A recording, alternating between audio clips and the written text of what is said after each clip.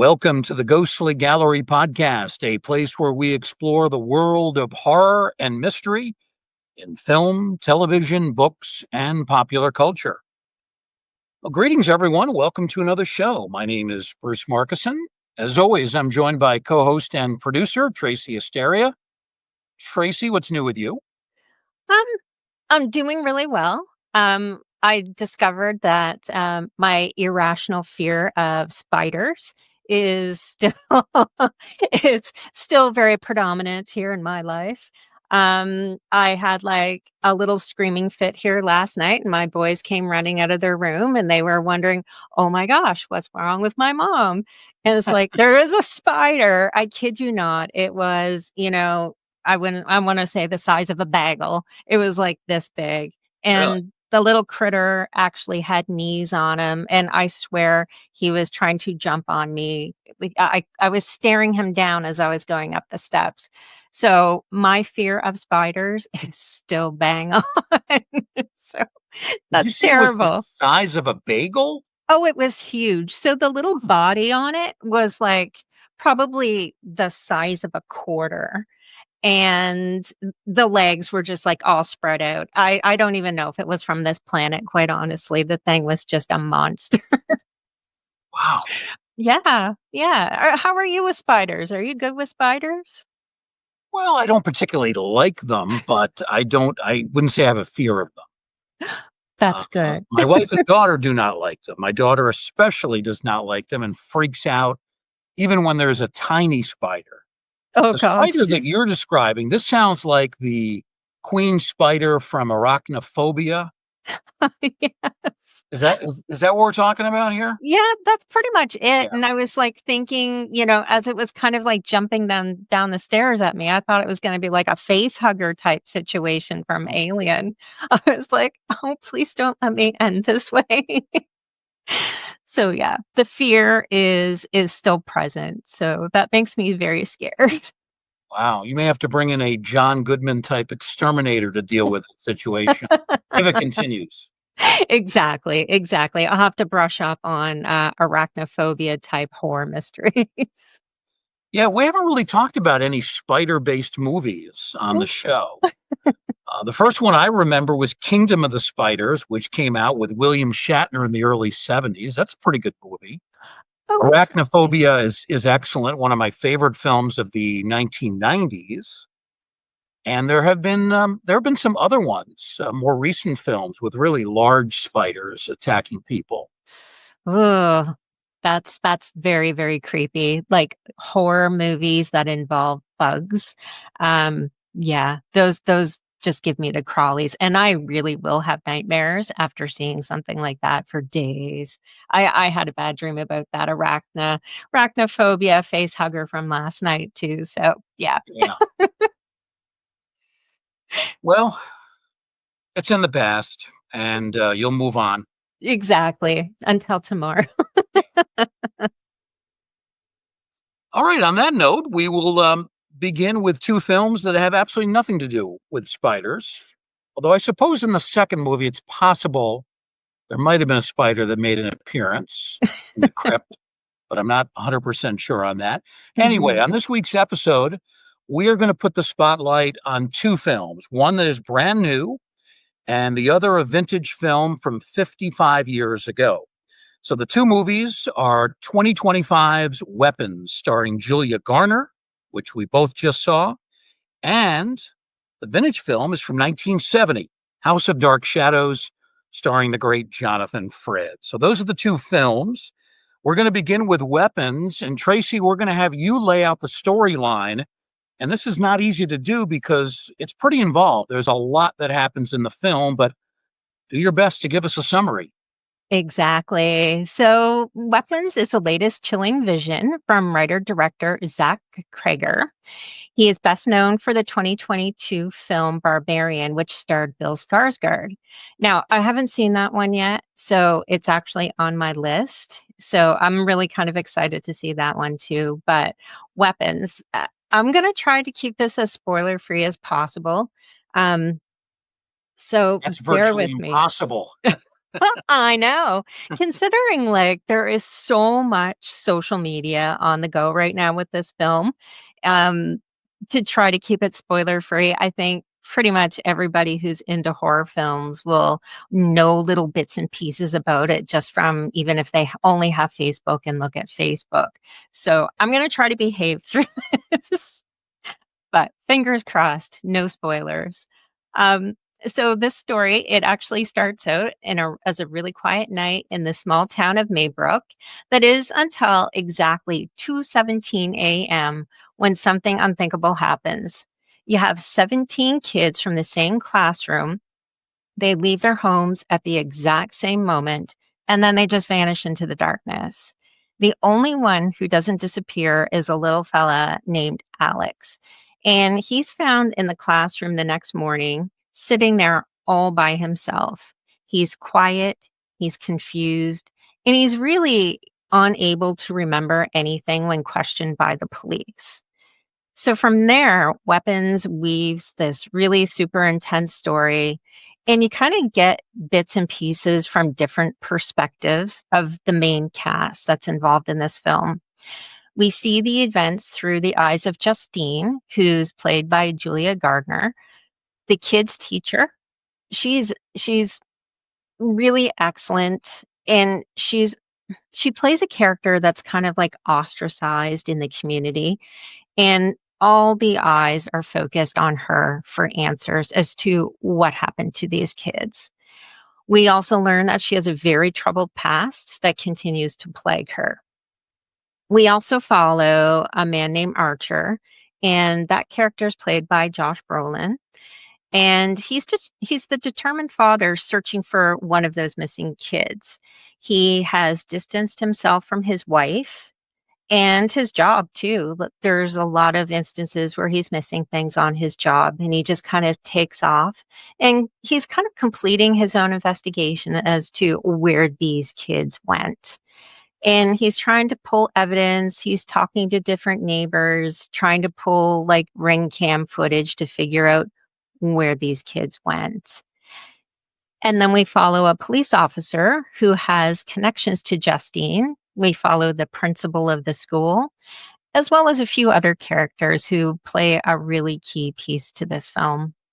And each perspective deepens the puzzle, giving us new pieces, but you're never getting the full picture. So, going into Weapons, I'll admit that my expectations were astronomical. They were really super high here. Just there's been so much media attention to this film, like through Facebook posts, even TikTok, and just like all kinds of news articles all over the place.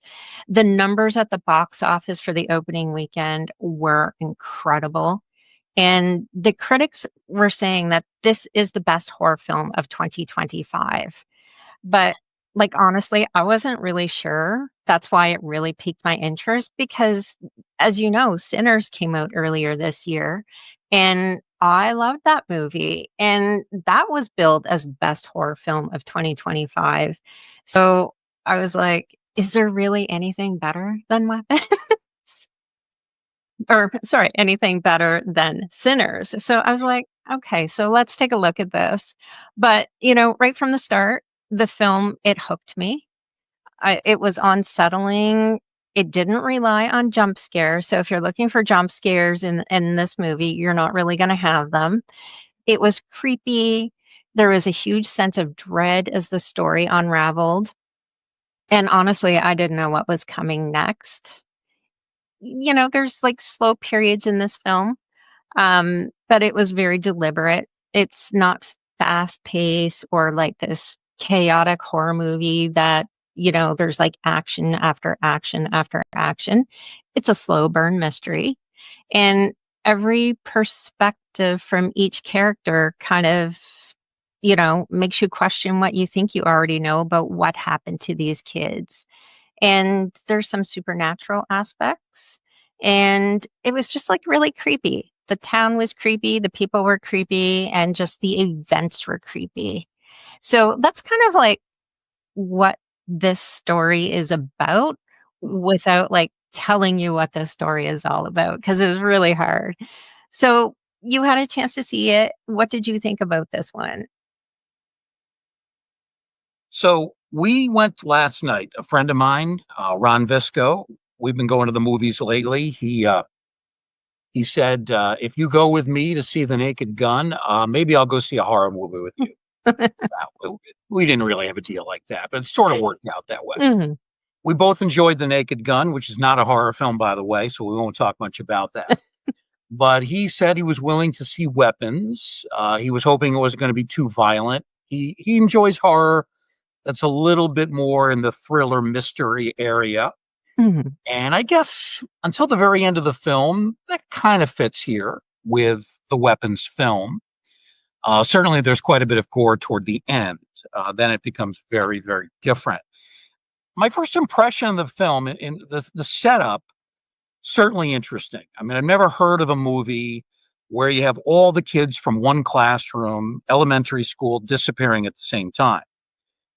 Not surprising, we've been seeing trailers, and in the trailers, they made it very clear that that's where the film really starts, with the disappearance or the kids leaving their families' homes, 2:17 in the morning, and then obviously not showing up for class the next day except for this one boy.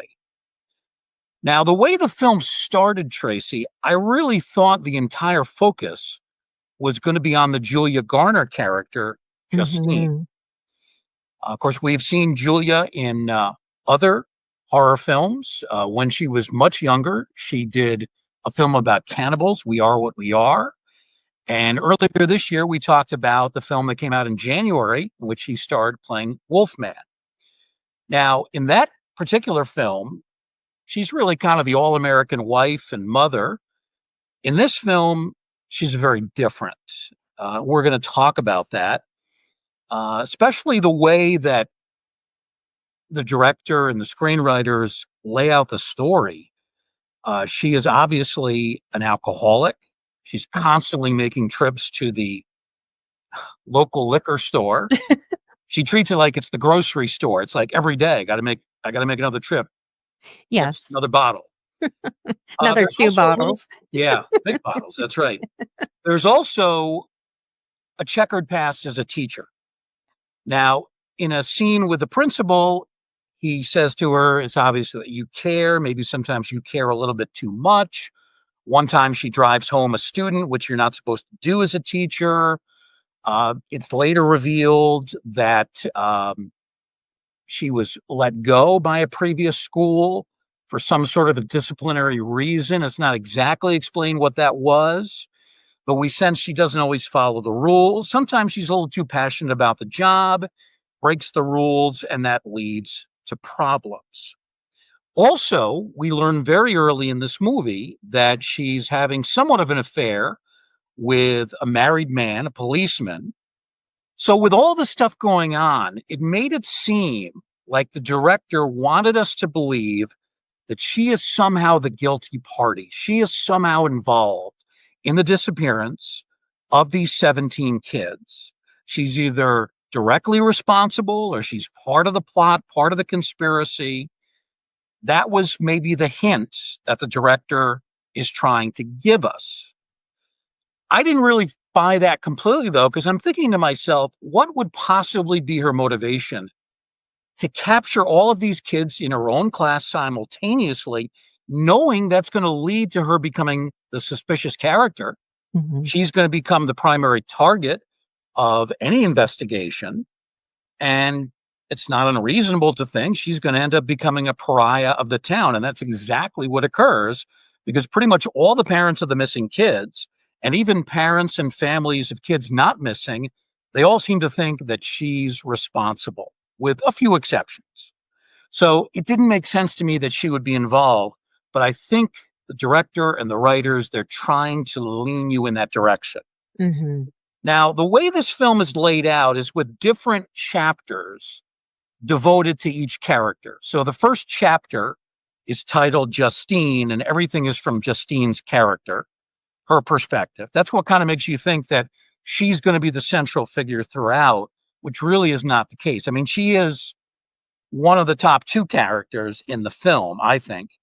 And she does appear on screen quite a bit, but she doesn't dominate the movie. It's only in that first chapter titled Justine where she's involved in everything.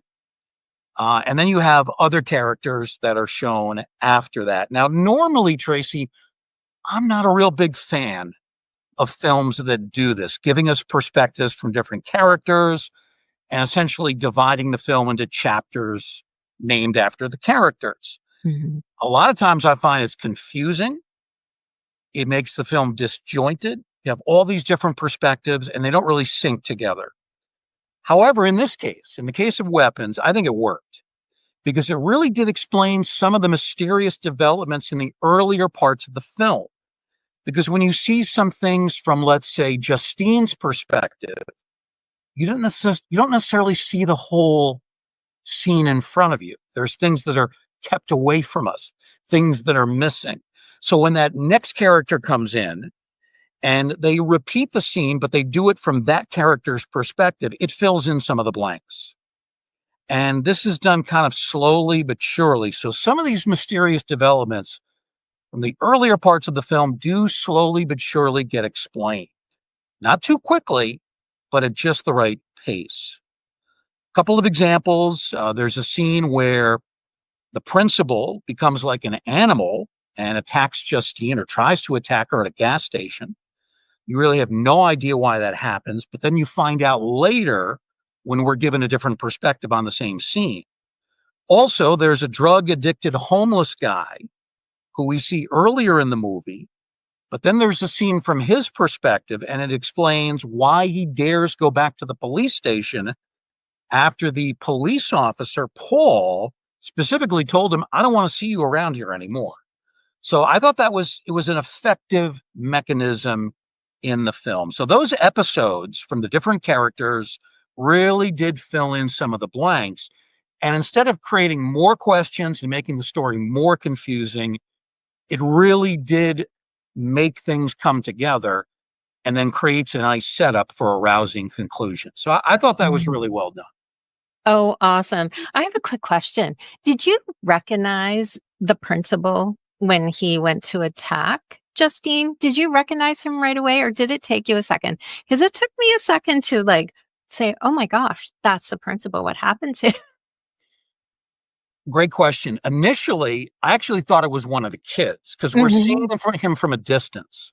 We're seeing him from the perspective of the Julia Garner and Josh Brolin characters. That's And right. he's like in a field across the street. So it's at a distance. I thought maybe it's one of the kids who suddenly has come back and has made his presence known. Hmm. But then when he arrives at the gas station, and even though his face is contorted and he looks possessed, then at that time I knew, okay, that's the principal, Marcus being his name. Hmm. Yeah, it did take a while. It wasn't apparent right off the bat. Oh, awesome. Because I was thinking too, it's like, oh my gosh, it looks like one of the children. And so I was like, I wonder if anybody else thought that. Okay, that's Yeah. good to know. Yeah, that actor has kind of a youthful face. Hmm. And when you see him from a distance, you could confuse him with being maybe a teenager. Exactly. Maybe a little older than the kids from that classroom. But Hmm. again, you're talking about seeing somebody from a distance. I buy that, yeah, you could confuse that man with a child. Yeah. Oh, absolutely. So just like you mentioned, this does present itself in kind of like acts. So, the second act of Weapons, it starts to really deepen the mystery and the tension. We start getting more of those details from those shifting perspectives. And it feels like, the characters,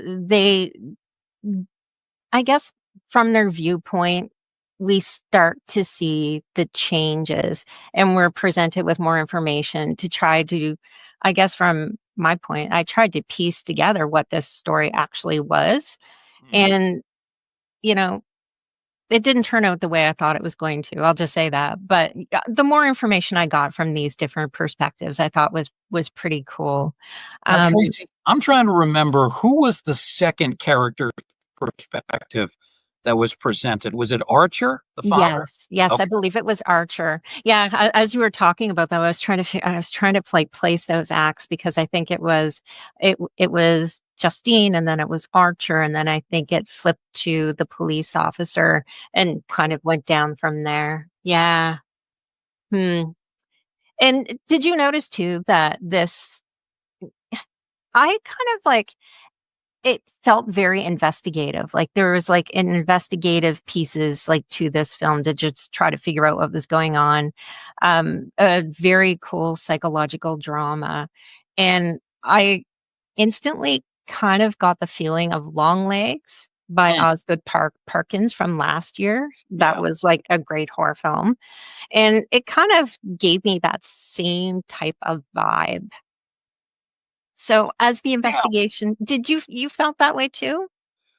Yeah, not so much from the police perspective, because Mhm, we really don't see the police doing much investigating. mhm, If they're doing investigating, it's off camera.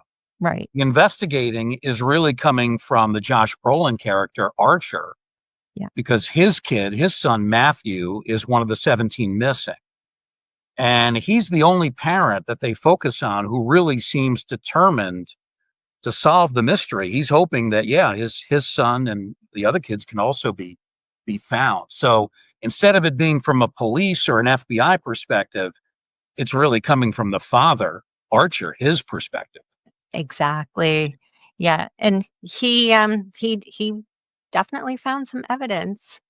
Um, So, like, as this investigation continued into the missing children, the community tensions they really start to rise, and you see different scenarios of things that happen in the community. There's even, a meeting at like a rec center or something to discuss this, and tempers absolutely flared. There was rumors about who may have done what, and the suspicion really starts to divide the town. The film builds its atmosphere with like this sense of dread. It's creepy. There's shadows and mysterious things that kind of happen. Um, just as like you had mentioned a little bit earlier, kind of like a little bit of a sense of confusion. Uh, Mhm. it did happen at certain points. Um, the film thrives on mystery and emotion. You've got the story of these missing kids, and it's also a story about, the town losing these kids and how people react. So there's kind of like a couple of different things that are going on in this movie. And the cast, they were actually really quite phenomenal. There's so many great performances from those couple of main characters to all of the supporting cast. You have Julia Gardner, who plays Justine. You have Josh Brolin, who plays Archer, the father of one of the missing kids. And an interesting note that I just did discover was Pedro Pascal almost played that part, which I Mm. wasn't aware of. He was originally slated to play the character, but there were some scheduling conflicts that had come up. So he wasn't able to take that part. But I think Josh did a really good job with this. Yeah. And I can't imagine if the other actor would have taken on this role. Not to say he wouldn't have done a great job, he probably would have. But I think the character played by Josh was best suited to be played by him. Then you have Alden, and I'm probably going to say his last name wrong, but is it Enright? He plays Paul, the police officer who has that romantic connection to Justine. Benedict Wong plays the principal. Amy Madigan, she plays Gladys, who plays a very predominant role in this as this movie goes on. She's the strange aunt who has come to town. And Alex is played by Kerry Christopher, who's just a very young actor, and he was really good, and he was very creepy at the same time. Yeah. Oh, and then you have Austin Abrams, who played James, the drug addicted homeless fella that was also quite predominant in this film for the time that he was on the screen. He played a very big role. Um, So out of all of those people, what kind of performances stood out for you? Did you have like a favorite? Well, Tracy, I thought Julia Garner was excellent Hmm. in the role of Justine.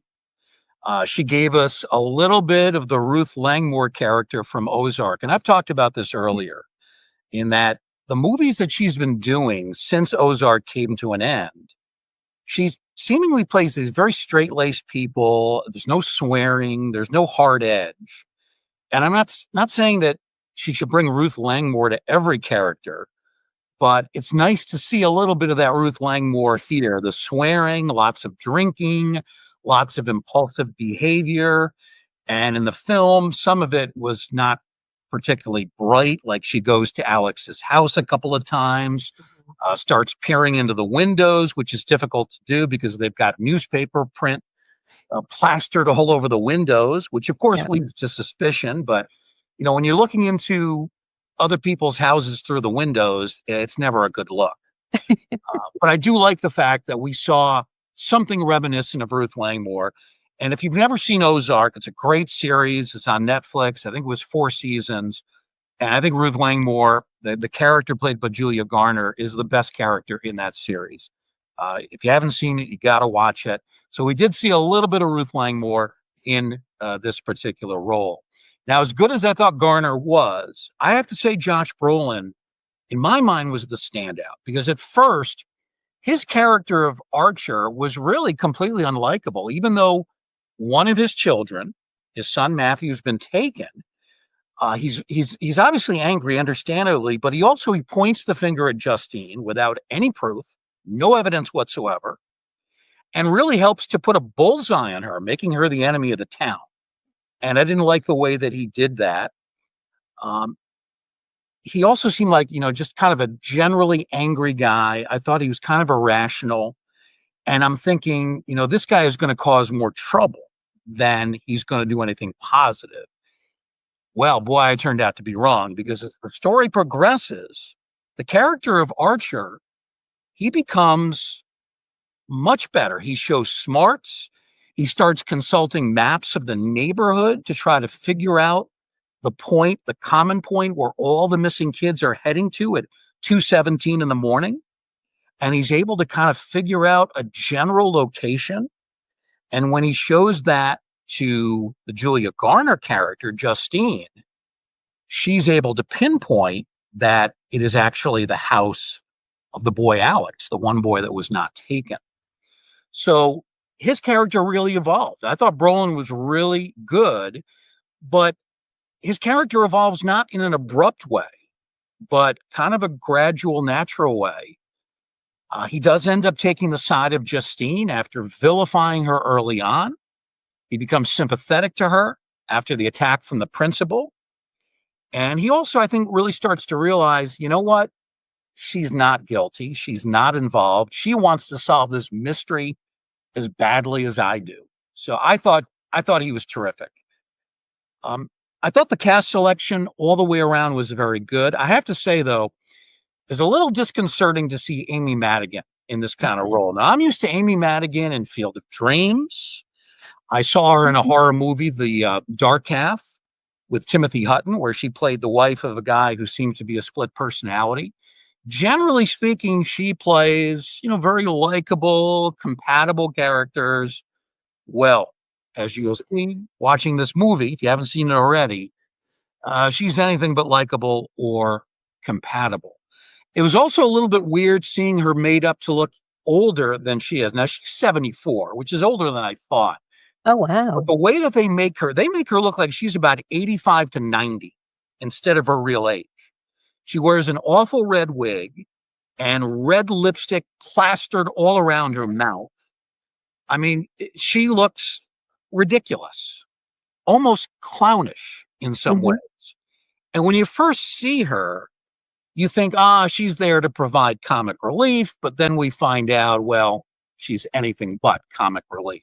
So I thought she was quite good, even though it was a very different role for Amy Madigan.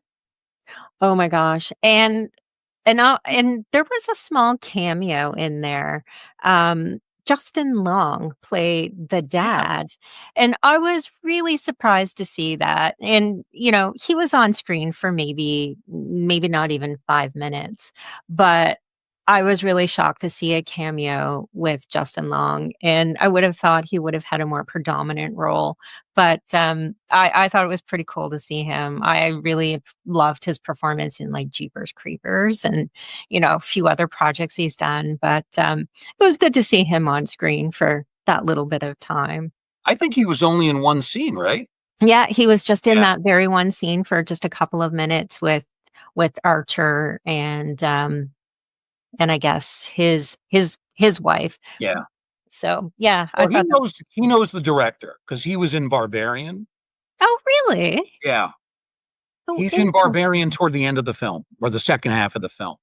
Oh, And I wow. wonder if maybe the director, Cregger, had him in a more significant role and some of it just got cut for time because the film as it is about 2 hours. Mhm. I just have to Yes. wonder, maybe they had a bigger role planned and they just couldn't fit it all in. Oh, wow. Oh, just out of curiosity, have you seen the film Barbarian? When we did our 100th episode with our friends Tucker Christine and Ed Pettit, they talked about the film. Neither Mhm. of us had seen it. I've seen it since then. Oh, So I okay. do have a little bit of an understanding of it. We can perhaps talk about it on a future show. But it's a film that got good reviews. Mhm. I thought it was okay, but I have to say I don't think it's anywhere near as good as this movie, Weapons. Oh, awesome. I was wondering if you saw it yet. It's, like, really high on my list. I might watch that later this evening. Yeah. Oh my gosh, but getting back to weapons here, um, the story pushes on here. We get a lot more detail into Alex's life and what's been going on in his household since these children have gone missing in his classroom. And eventually, like you alluded to, you start to get some small clues that point towards this wonderful Aunt Gladys. And she's a figure who's been quietly hovering over, some of these police investigations. Like she's pushing herself right there, talking to some of the investigators as they come and search the house. And she's talking with the school principal and trying to get a little bit of information, yet trying to keep everybody at bay because she does not want anybody coming to visit her place now. So she is unusual, Bruce, personality wise, and definitely unusual looking. When I first saw her, I was like, oh my gosh, she kind of looks like Ronald McDonald the clown. Like, what's going on here? Yeah. Like, it was really, really bizarre. And I was thinking, okay, well, that can't be a good sign. But, I was not 100% sure it was Amy Madigan at the start. oh, I had no idea. Yeah. I had no It idea took me whatsoever. it took me about 15, 20 seconds, and then I realized, yeah, that's Amy Madigan in a strange looking role. Oh, man. Yeah, strange is the key word there. Um, and we actually learn what her true intentions are. And gosh, like the final act of this movie, Alex finds the courage to resolve the situation with these missing kids. And the very last scene, what follows, it's just like pure chaos. It's like supernatural. It's Y oh, I'm gonna say it's like no, I don't wanna say it. Okay, I'm gonna say it, like, maybe witchcraft kind of, like, vibe, like, it's it's it's a crazy last segment to this film, and, like, I'm not gonna reveal anything else, and I'm afraid to say anything because I don't wanna spoil it for anybody because it's worth going to see, but, you know, the slow build is actually really rewarded at the end of this. And what I will say is the introduction to this movie, there's a little girl who's narrating this beginning. So, like the intro and the outro, she's narrating. And as this starts off, she's like, this is based on a true story. This really happened. And then she goes on to tell you kind of like the premise of the story. And at the end, she continues this narration and she kind of provides an update after a year has gone by. So, although the mystery of the night is solved, the film leaves us still with some lingering questions. Yeah. And people are going to have to go see this, but even though there's an ending, you're not going to get all the answers that you're hoping to get from this. Like, you're still going to have a lot of questions. It doesn't kind of like solve everything and give it to you as a package. It really doesn't do that. It leaves you with more questions. And the performances, I thought they were excellent. Aunt Gladys, she was really good. She was unsettling, and that performance really stood out for me. Um, I think it's one of those films where it just kind of like lingers right after this Yeah. ends. Like, I still think about it. Mm-hmm. And if you're in the mood for something tense and unpredictable, this is it. No jump scares really. It's dread, and it just sticks with you. And as I was watching it, I was like, don't be surprised if you start giving your neighbors a side eye after you see this, because I'm like, what's going on in the house across the street? Like, you just don't know, right? It's not perfect. I wish there was more information or more clarity, but it still leaves my imagination running wild. And I really had a hard time with trying to like give a rating for this, but I land it with 4 to 5 stars on this one. Like, I was like, is it higher? Is it slightly lower? But I landed on 4 stars for this. Yeah. Couple of things. You can definitely say this is witchcraft because I don't see what else it could be. We won't get into details and we won't give away exactly the kinds of witchcraft that's being performed, but if it's not witchcraft, it's some sort of incredible black magic. Mhm, I don't know what term you want to use, but yeah, there's definitely a supernatural element. mhm. And along those lines, there's no way this can be a true story. I mean, the narrator says that, and it may be in the world of the film, it's a true story, but Mhm. this could not be a true story. This could not be a real life story, could it? Oh my gosh, I would hope not. I would hope not. Yeah. I thought it was really interesting, the way the story starts to come together slowly but surely. And it really, for me, Tracy, it started to become clearer about what happened to the kids during the segment titled Marcus. And that's when Gladys comes to his house and she's apparently missed the bus and she's out of breath and needs a drink of water. So she asked for water, but she asked for it in a bowl, not in a glass. So right there, something's up. Yeah. And she starts acting very, very strangely in Marcus's kitchen. And he's there with his husband.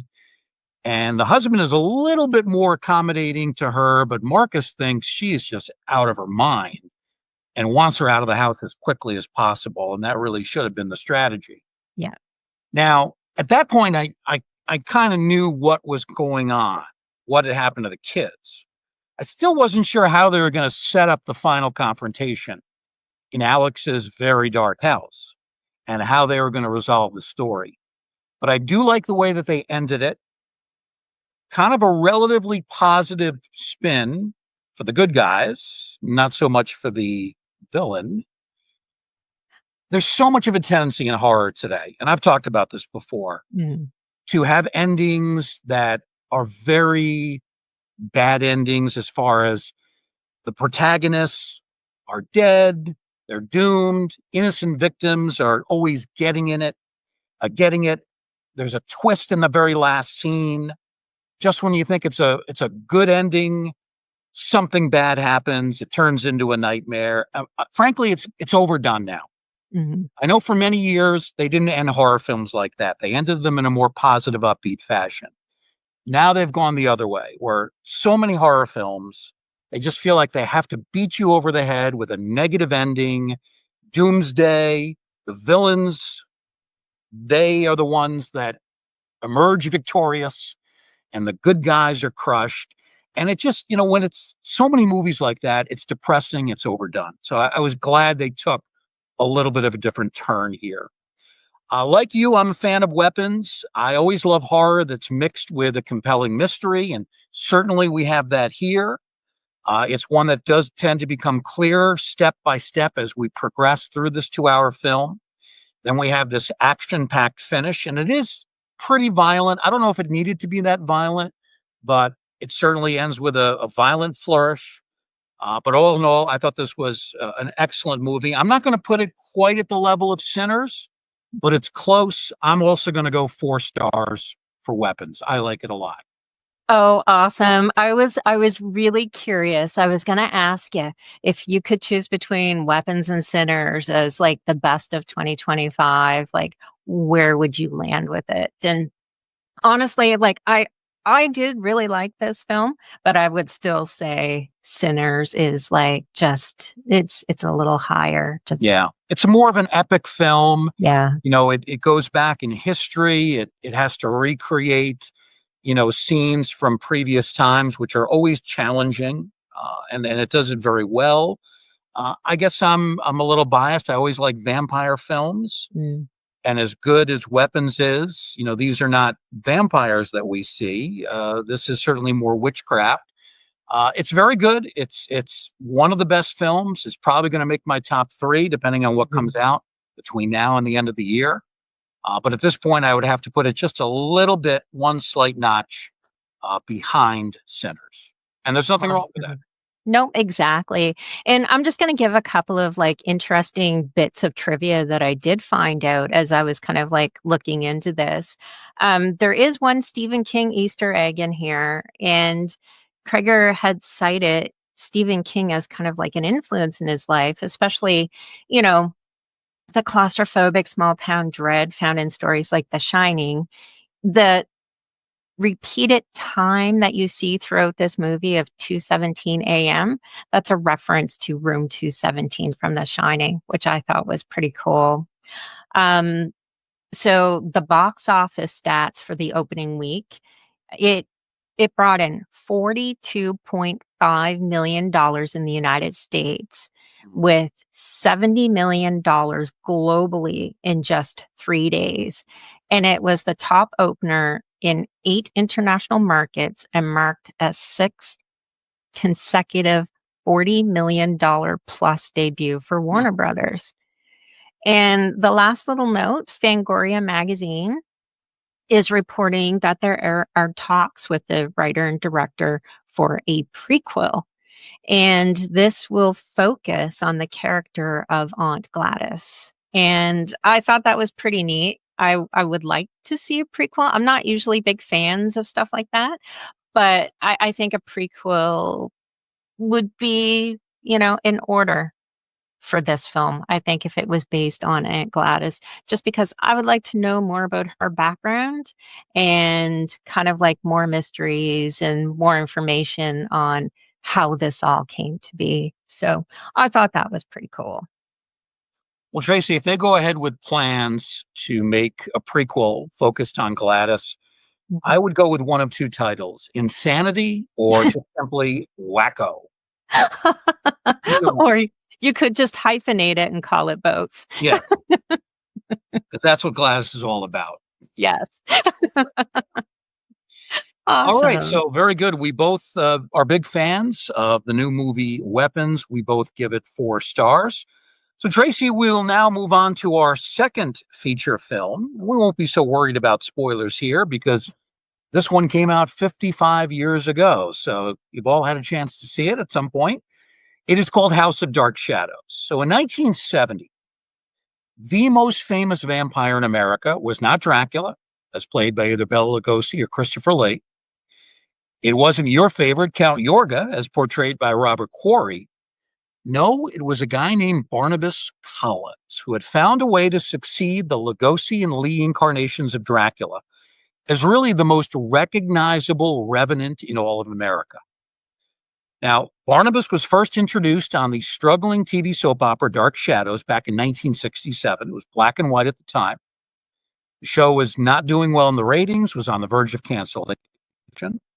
But Barnabas saved the daily serial from being canceled by ABC television, and he also became a cultural sensation. Barnabas was featured on board games, one of which I used to have, toys, posters, almost every imaginable form of memorabilia.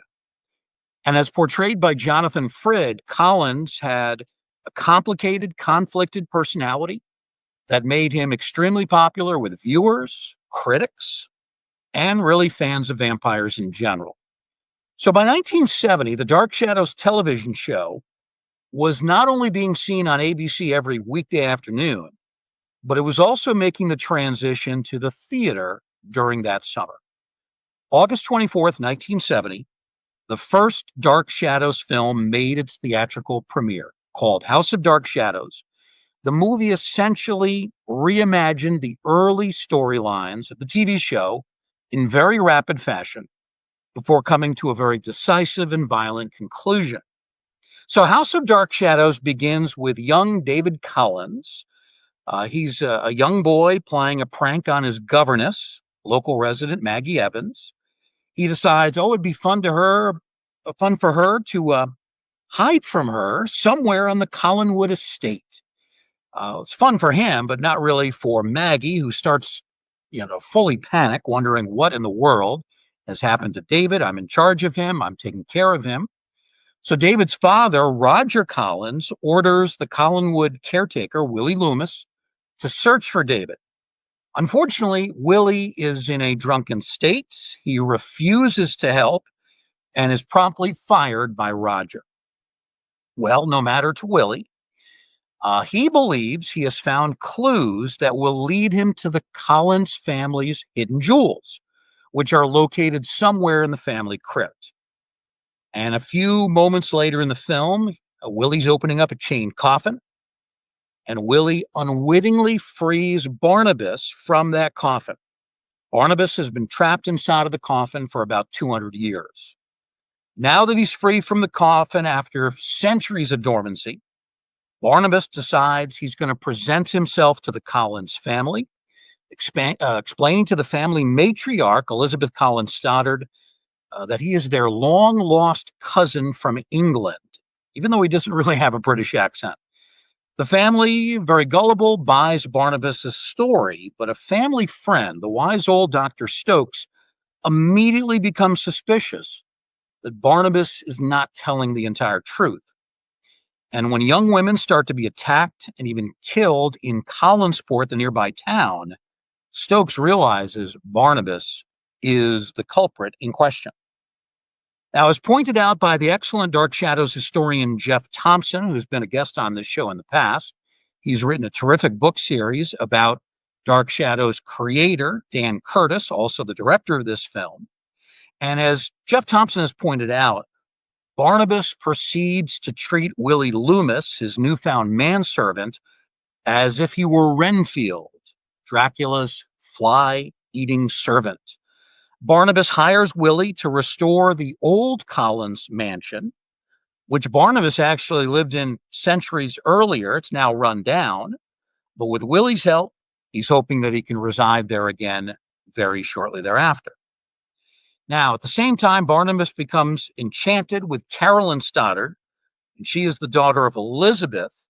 Barnabas uses his supernatural abilities to control her mind and desires. Then Barnabas becomes distracted. There's a party thrown in his honor at the new Collins house. That's when he sees the beautiful and charming Maggie Evans, who is the spitting image of Barnabas's long-deceased fiancée, Josette Dupre. Barnabas believes that Maggie is the reincarnation of Josette. He begins to court her, even though she already has a boyfriend, serious boyfriend, in Jeff Clark. When Caroline shows jealousy toward Maggie, Barnabas ends up attacking her and turns Caroline into a vampire. Barnabas also becomes entangled in a very complicated relationship with Dr. Julia Hoffman, who is convinced by Professor Stokes that Barnabas is indeed a vampire. At first, Dr. Hoffman attempts to help find Barnabas a cure for his vampirism. This is through altering of blood transfusions, and the treatments work. They allow Barnabas to walk in the daytime hours, giving him more time to spend with his new love, Maggie. But Dr. Hoffman becomes jealous of Barnabas's growing interest in Maggie and pulls a double cross. She injects the vampire with a serum that does not help get rid of his vampirism, but instead turns him into an old and grotesque creature. Thanks to the wonderful makeup, which was applied by artist Dick Smith, Barnabas looks something like the grandfather cannibal in the Texas Chainsaw Massacre. And that's a pretty horrible thing to look like. So, predictably, Julia's betrayal, spurred on by jealousy, that enrages Barnabas. Not only does he seek revenge against Julia, but he also attacks Maggie and really reveals himself as the Collinsport killer. And the authorities start to come to the aid of the Collins family. Barnabas's path of destruction will ultimately lead him to a final conflict with Jeff Clark, who is determined to save Maggie and win her back. So, in a few nutshells, that is the storyline to House of Dark Shadows. A lot happens in a very short time. It's a whirlwind of a movie. So, Tracy, what did you think of this storyline to House of Dark Shadows? Did you understand it as someone who didn't really follow the TV series, or did you find it confusing? So I found it really engaging, and you're right. I have never seen an episode of Dark Shadows before, but honestly, it was really engaging. I found it intriguing, and I think it's really impressive how much they fit into this film. And I think it was like just over an hour and a half. Like it wasn't like a really long movie, and it wasn't short. It was like kind of that medium type. I thought it moved quite quickly. I didn't find it really confusing. Um, I had the IMDb page of the cast up on one screen while I watched the movie on the other, just so I could reference who was who, just to make it easier for me. Um, I really like Barnabas's story. That really stood out to me. You can see just like how much he struggled between his darker, more violent side. And in comparison, he also had this really sympathetic, almost tragic side to him. Um, I really loved a story just torn between, revenge and love and loyalty to Josette. Yeah. It was presented, you know, the way it was presented, even though it was kind of like based on a soap opera, it had no soap opera feel to it, if you know what I mean. Oh, yeah. Which I was kind of expecting it to be that way, and it definitely was not. I thought it was so well laid out. I liked the supernatural vampire elements. I thought it was fantastic. I thought it was beautiful. I was just really impressed by the realism of this movie. I watched it on the big screen, like in headphones attached, so I could hear like every step on the concrete and the cracking of the gravel under the feet and the crushed leaves. Like it just I usually don't pay attention to stuff like that, Yeah. but it was really predominant. I felt like I was there. It was really weird, Huh. and it just added to the creepiness and that whole Gothic feeling. Um, I thought, his fascination with Maggie and Caroline and Dr. Hoffman, I thought it was like all pretty cool, actually. Yeah. I was really impressed. It's interesting when you look back at the TV show, which was exceedingly popular. I used to watch it mostly in repeats. Mhm. I was very young when it was canceled, but it was very stagey as a TV show. It was a show that was basically filmed in one take. So actors flubbed lines. Sometimes boom mics would swing into the vision of the camera. And Dan Curtis, in an order to save money, basically didn't demand retakes. They Mhm. would do everything in one take. Sometimes things are actually falling down that aren't supposed to be falling down. And the actors just kept going. They improvised and they plotted ahead. And that was, part of what made the show clunky, but in a way kind of made it charming because of the mistakes that were being made. The movie is so different. So first of all, he actually had a pretty decent budget here. Dan Curtis had $750,000 to work with. He also had time, a 6-week filming schedule. with this adaptation of Dark Shadows. He employs a cast and crew of 55 members and really, in my mind, produces one of the better horror movies of the early 1970s. So with this larger budget, Curtis was able to produce a very slick, smooth theatrical release. It's full of atmosphere, Gothic imagery. The film features an array of wonderful indoor and outdoor sets. Many were filmed at the stunning Lyndhurst estate located in Tarrytown, New York. And this is something really interesting. At the time that they were filming, Lyndhurst actually featured house tours. So Curtis and his crew had to work around that public schedule, but they did a very good job doing so. Curtis was also able to utilize the nearby Sleepy Hollow Cemetery, and that was another location that supplied the appropriate atmosphere for a story about vampires. And also, without the censorship restrictions that Curtis faced with the daytime TV series, he couldn't show bloodletting, that sort of thing. He couldn't show outright violence on daytime TV. But here, this is a feature film, and he's able to deliver enough blood and violence to make things interesting for the growing teenaged audience and also the young adult audience that wanted to see this film. And the film ended up doing very well at the box office. Now, even more critically than the more realistic violence and the great Gothic atmosphere, I think the key to the success of the film is the presence of Jonathan Frid as the original Barnabas.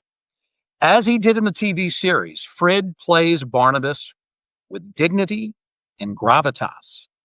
Now, Frid was a Canadian-born actor. He was trained in Shakespearean productions, very experienced in theater, and he was really capable of more diverse roles than what he was generally given on the big screen. Now, he certainly was not as well known as Bela Lugosi or Christopher Lee. Lee was still active at the time. But Frid succeeded in making the televised version of Barnabas a vampire icon of similar proportions. One of the reasons Barnabas Collins becomes a pop culture sensation is because of Frid's work. I mean, yeah, he had obviously a great costume, that black cloak that he used to wear. He had good dialogue, but the actor's got to sell it, and he sold his character beautifully. And in the TV show, he didn't really do it through sheer terror, but by alternating a sympathetic side with his more nefarious tendencies. Now, in House of Dark Shadows, Frid's a little bit different. He is forced to be less subtle, more violent, more brutal in his approach. That was what Curtis wanted. Now, one of the other strengths of House of Dark Shadows, beyond Jonathan Frid, is the reliance on some of the other same key actors who starred during the first 5 years of the TV series. You have a number of important Dark Shadows players reprising their roles. We have Grayson Hall. She was an accomplished actress playing Dr. Hoffman. Young Catherine Lee Scott as Maggie.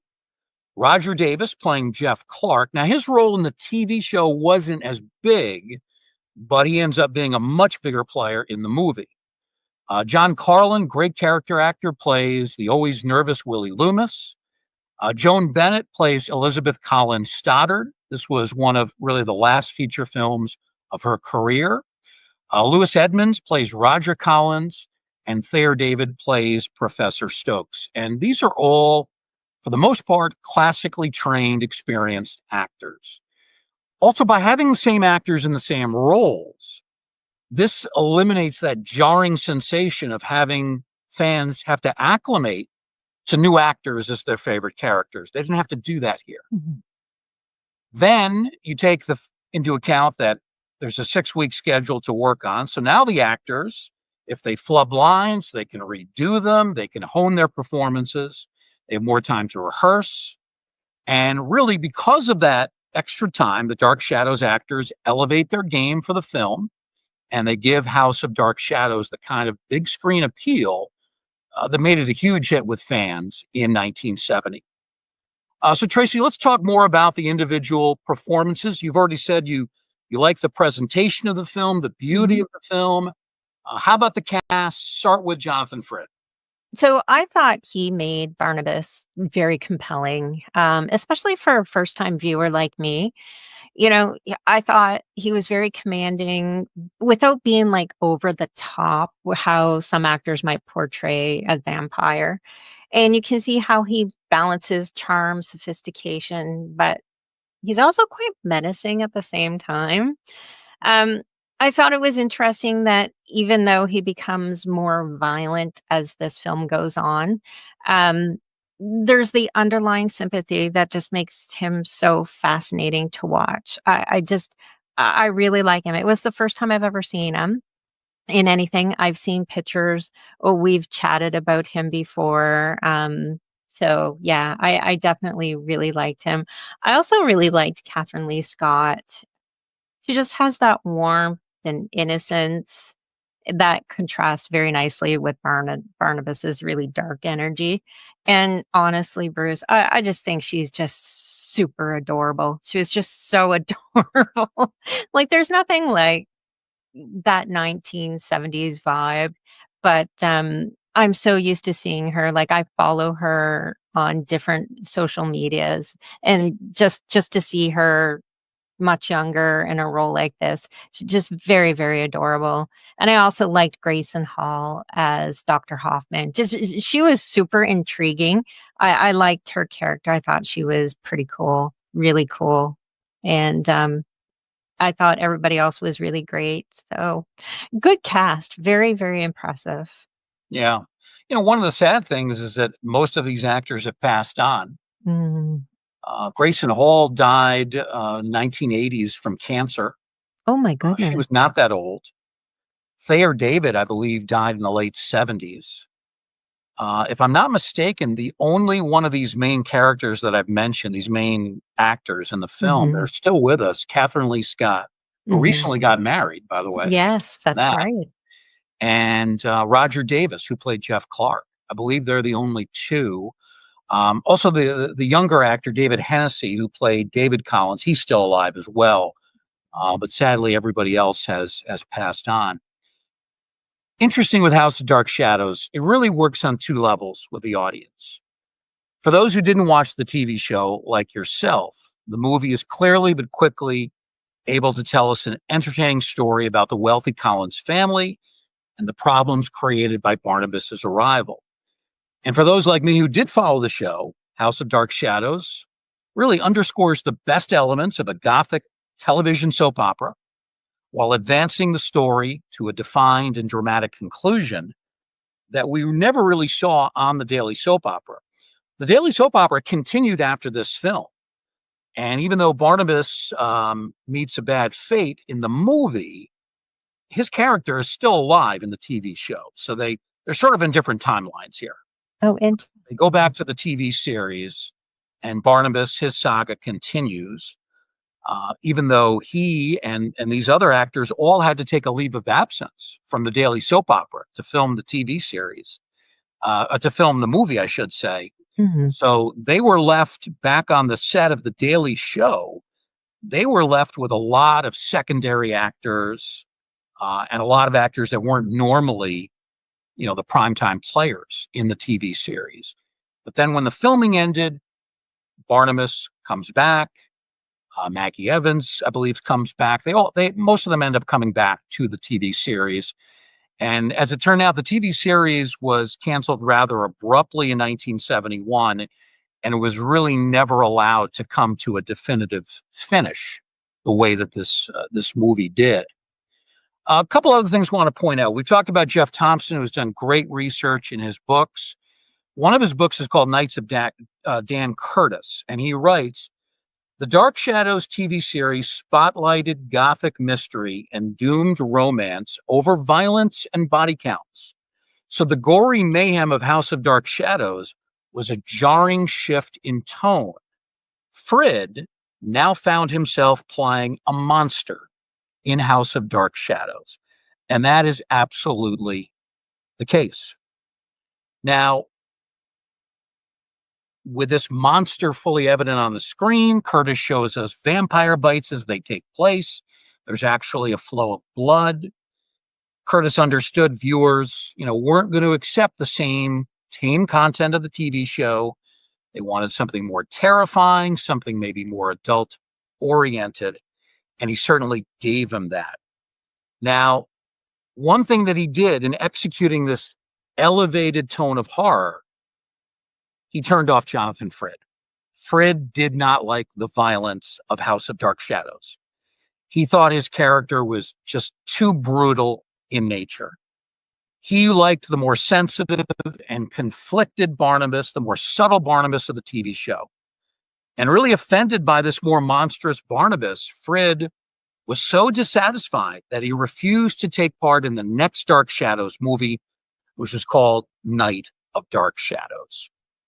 Now, while Frid did not like what Curtis did with House of Dark Shadows, fans and critics certainly did, and I'm one of those fans. This is such a stylish Gothic film, fast-paced, wonderful makeup effects, elaborate sets, atmospheric, moody photography and lighting, and really fine acting across the board. It is one of my all-time favorites. I give 4 stars to House of Dark Shadows. Tracy, let's get your final thoughts and a final ranking for the film. I thought it was surprisingly entertaining for someone new to this franchise, and that is from like 1970. I thought it was a really great story, absolutely. As my first exposure to Dark Shadows, just it was exciting, dramatic, and I loved everything about it. And I'd easily give it 4 stars.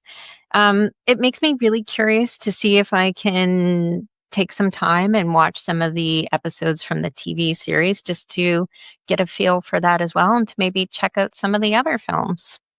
So definitely it was a really good watch for me.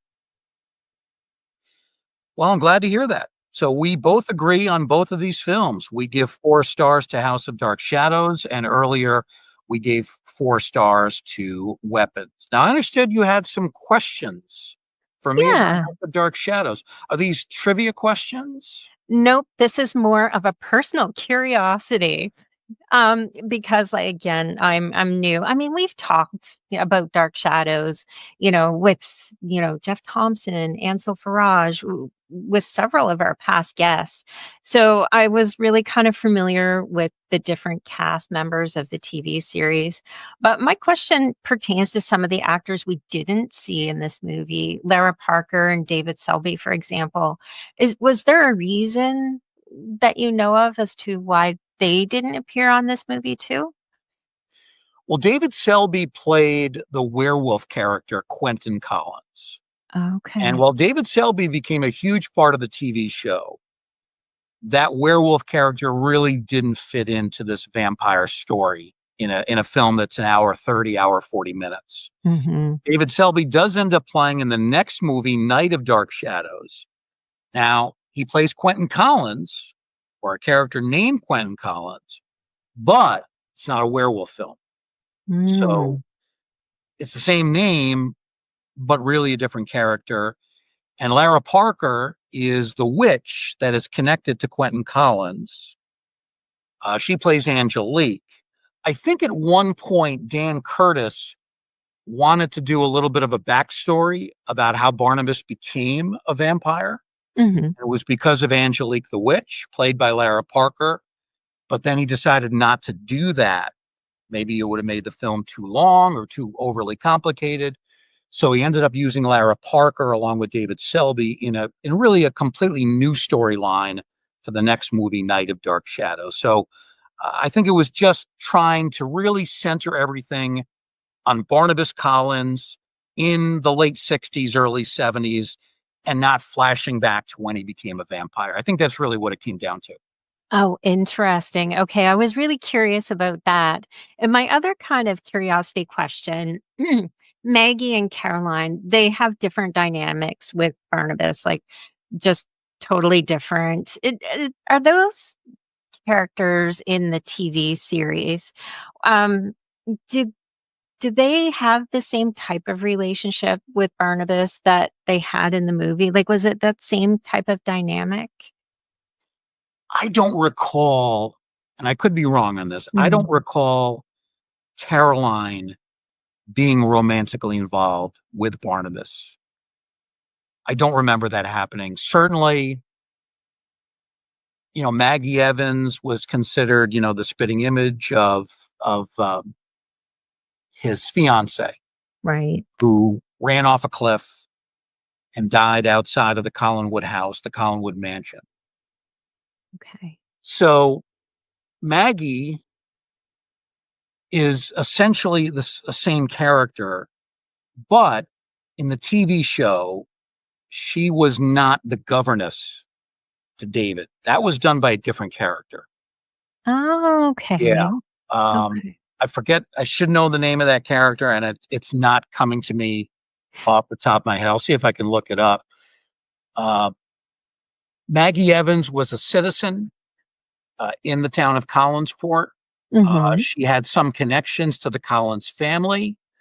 She would sometimes show up at the house, but she was not, as I recall, ever the governess to the David Hennessy character.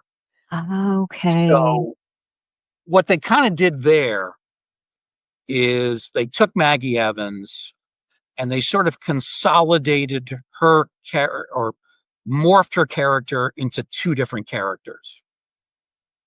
Maggie Evans being one, and the other was the original governess of the show. That's Victoria Winters, played by the actress Alexandra Isles. Okay. By this time, Alexandra Isles had left the Dark Shadows franchise, so she was not really involved anymore.